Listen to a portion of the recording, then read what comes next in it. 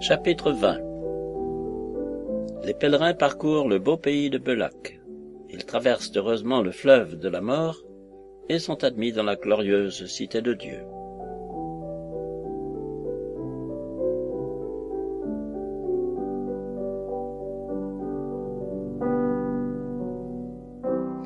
Alors je vis que les pèlerins avaient dépassé le terrain enchanté et entraient dans le pays de Belac.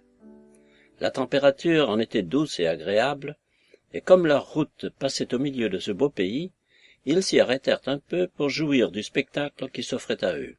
Le doux chant des oiseaux s'y faisait sans cesse entendre. Chaque jour, on y voyait éclore des fleurs brillantes de fraîcheur. La lumière du ciel y luit constamment, car il est situé entièrement hors de la vallée de l'ombre de la mort. Le géant désespoir ne peut pas y pénétrer, et d'aucun endroit de cette contrée on ne peut apercevoir le château du doute. Les voyageurs découvrirent à quelque distance la cité céleste. Ils rencontrèrent aussi plusieurs de ses habitants. Des êtres resplendissants de lumière viennent s'y promener fréquemment, car ce pays est sur les confins du ciel. C'est là que Dieu se réjouit dans ses enfants de la joie qu'un époux a de son épouse. Les pèlerins n'y manquèrent ni de blé ni de vin.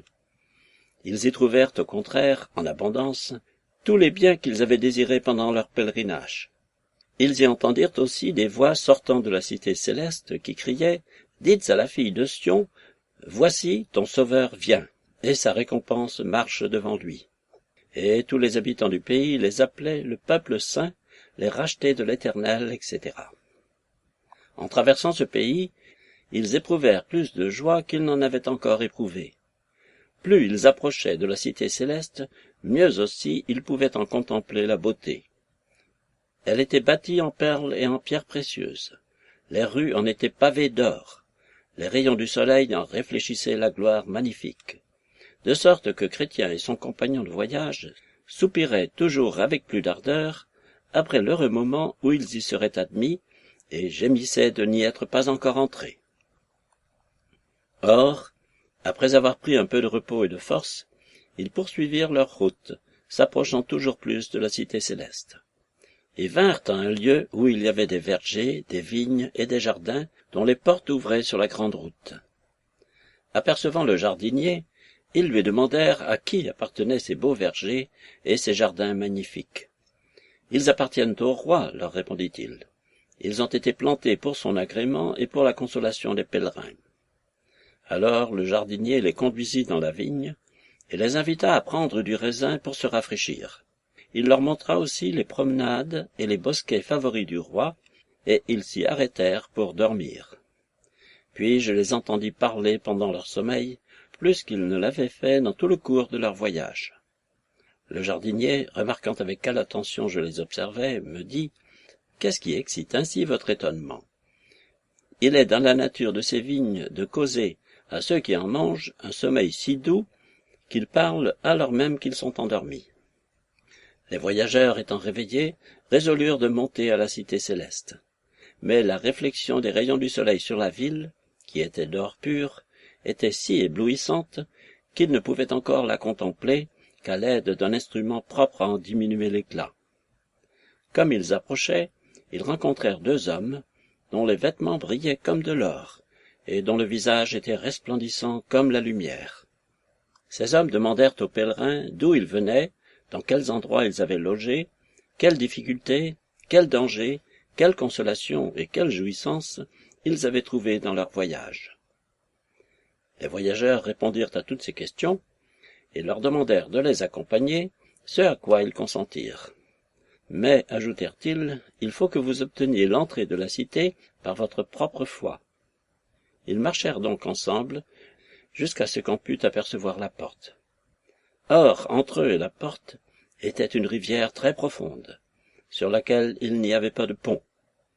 À cette vue, les pèlerins furent fort découragés, mais leurs compagnons de voyage leur dirent « Vous ne pouvez parvenir à la porte de la cité céleste qu'en traversant cette rivière. » Les pèlerins leur demandèrent alors s'il n'y avait pas d'autre voie pour y arriver. « Il y en a une autre, répondirent-ils, mais depuis la fondation du monde, il n'y a eu qu'Enoch et Élie qui ait eu le privilège d'y passer. Et personne n'y passera plus, jusqu'à ce que se fassent entendre les sons de la dernière trompette. À ces mots, les voyageurs, et particulièrement chrétiens, commencèrent à perdre courage, et à regarder de côté et d'autre, mais sans découvrir aucun chemin qui pût leur faire éviter la rivière. Ils demandèrent à leur guide si les eaux étaient partout également profondes. « Non, répondirent-ils.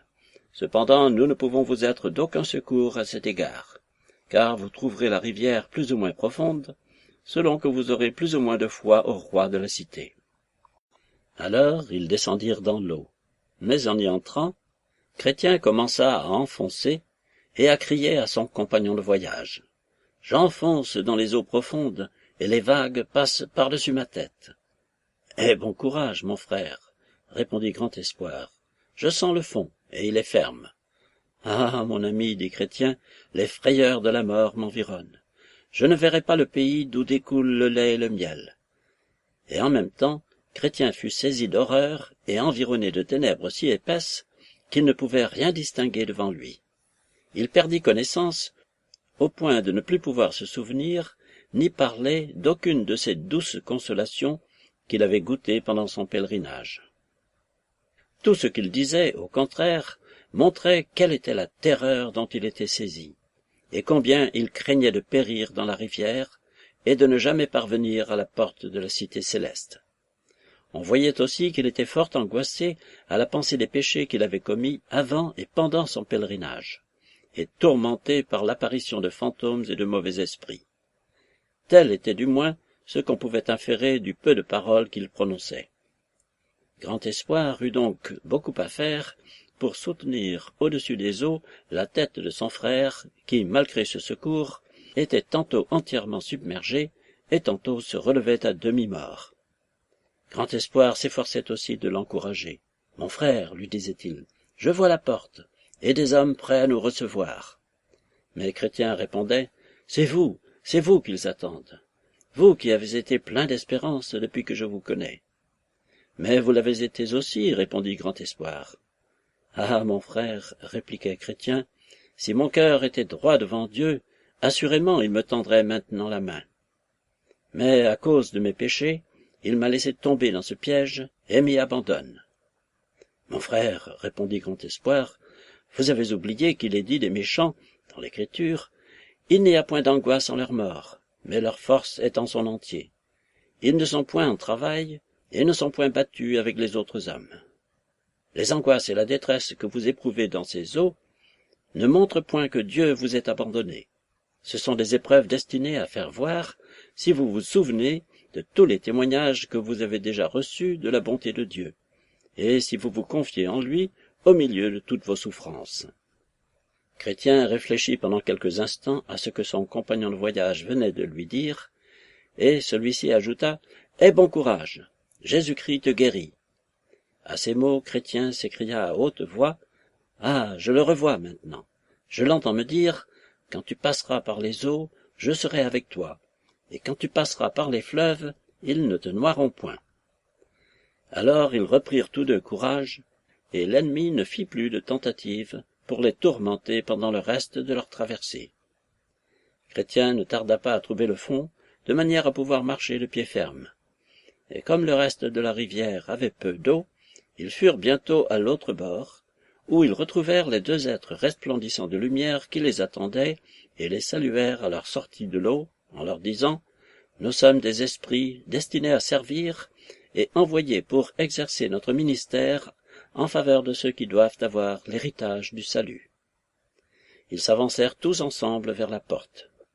Or, il est à remarquer que quoique la cité céleste soit située sur une haute montagne, les pèlerins la gravirent sans difficulté, parce que leurs deux compagnons les soutenaient, et que d'ailleurs ils avaient laissé derrière eux dans la rivière leur enveloppe terrestre. Ils montèrent donc avec beaucoup de vitesse et de facilité, bien que les fondements de la cité fussent élevés au-dessus des nues. Ils traversèrent la région de l'air, s'entretenant ensemble de la manière la plus douce et la plus agréable, se réjouissant d'avoir passé heureusement la rivière et d'être accompagnés par des êtres si glorieux. Ceux-ci leur parlaient de la gloire du séjour céleste et leur disait qu'il était impossible d'en décrire la beauté et l'éclat. C'est là, disait-il, qu'est la montagne de Sion, c'est là que sont les milliers d'anges et les esprits des justes qui sont parvenus à la perfection. Vous allez maintenant entrer dans le paradis de Dieu, où vous verrez l'arbre de vie, dont vous mangerez les fruits toujours délicieux. Et quand vous y serez arrivés, vous serez revêtus de robes blanches, et vous jouirez de la présence du roi pendant toute l'éternité. Là vous ne verrez plus ces choses que vous avez vues dans les basses régions de la terre, savoir la douleur, la souffrance, l'affliction et la mort, car les choses vieilles sont passées. Vous allez maintenant rejoindre Abraham, Isaac, Jacob et les prophètes, ces hommes que Dieu a retirés de tout mal, et qui maintenant se reposent de leurs travaux et marchent dans la justice de l'Éternel. Les pèlerins demandèrent alors, « Que ferons-nous dans ce saint lieu ?» Leurs compagnons répondirent, « Vous serez consolés de toutes vos peines, et la joie succédera à toutes vos douleurs. Vous moissonnerez ce que vous avez semé, et vous recueillerez le fruit de vos prières, de vos larmes, et de toutes les souffrances que vous avez endurées pour le roi pendant votre pèlerinage. Vous porterez des couronnes d'or, et vous jouirez continuellement de la vue du Dieu saint, car vous le verrez tel qu'il est. Là aussi vous servirez sans cesse avec louange, action de grâce et transport de joie, celui que vous désiriez servir sur la terre, mais au service duquel l'infirmité de votre chair apportait tant d'obstacles. Là vos yeux contempleront avec délice la face du Tout-Puissant, et vos oreilles se réjouiront d'entendre sa voix. Là vous jouirez de nouveau de la société des amis qui vous ont précédés dans ce séjour céleste, et vous accueillerez avec joie chacun de ceux qui vous y suivra. Là aussi vous serez saints de gloire et de majesté, et quand le roi de gloire paraîtra au son de la dernière trompette, porté sur les nuées du ciel comme sur les ailes du vent, vous paraîtrez avec lui, et quand il s'asseyra sur son tribunal, vous serez assis à côté de lui. Et quand il prononcera la sentence des ouvriers d'iniquité, parmi les hommes ou parmi les anges, vous la prononcerez avec lui, parce qu'ils furent vos ennemis aussi bien que les siens. Enfin, quand il rentrera dans la cité céleste, vous y entrerez avec lui, au son de la trompette, et vous serez à jamais avec lui. Comme ils approchaient de la porte, une partie de l'armée des cieux vint à leur rencontre. Et les deux êtres resplendissants de lumière qui les conduisaient s'écrièrent, « Voici des hommes qui, pendant qu'ils étaient dans le monde, ont aimé notre Seigneur, et ont tout quitté pour l'amour de son saint nom. Il nous a envoyés les chercher, et nous les avons amenés jusqu'ici, afin qu'ils parviennent au terme de leur pèlerinage, et qu'étant admis dans la cité céleste, ils contemplent avec joie la face de leur Rédempteur. » Alors l'armée des cieux fit retentir les airs de ces paroles. Heureux sont ceux qui sont appelés au banquet des noces de l'agneau. En même temps, plusieurs des héros du roi, revêtus de robes blanches et éclatantes, vinrent à leur rencontre, entonnant des cantiques mélodieux qui retentissaient jusqu'aux extrémités des cieux. Ils saluèrent Chrétien et son compagnon de voyage par 1000 acclamations, au son bruyant de la trompette. Ils les environnèrent aussi de toutes parts, les uns marchant devant eux, les autres derrière, les uns à leur droite, les autres à leur gauche, comme pour les protéger dans ces régions élevées. Ils faisaient retentir les airs d'accords harmonieux, en sorte qu'il semblait que le ciel lui-même fût venu au-devant d'eux.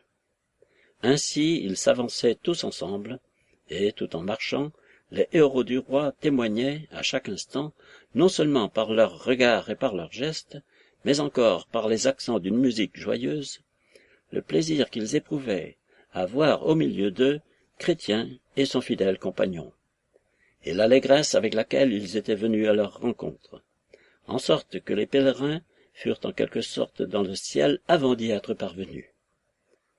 Car ils étaient absorbés dans la contemplation des anges et ravis d'entendre leur divin concert.